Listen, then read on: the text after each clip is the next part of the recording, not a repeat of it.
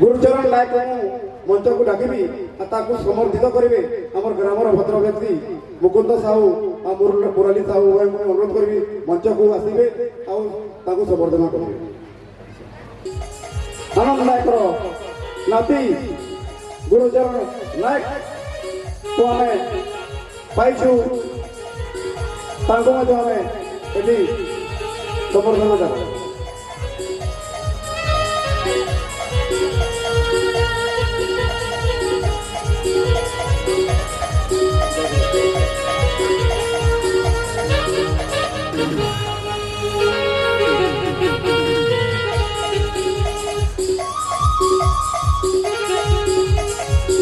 धन्यवाद दादा आपण जने भाग्यवान जे आपनकर अजा एही विद्यालय प्रतिष्ठा करिबारे मुख्य भूमिका निर्वाह करथिले आउ आपनकर अजांकर सही अमूल्य वरदान रे एही विद्यालय प्रतिष्ठा हेती हजार हजार विद्यार्थी को हेती तयारी हेती ताकर भविष्य करिसंती अंतरण करिबा इन बॉय जर्सुगा।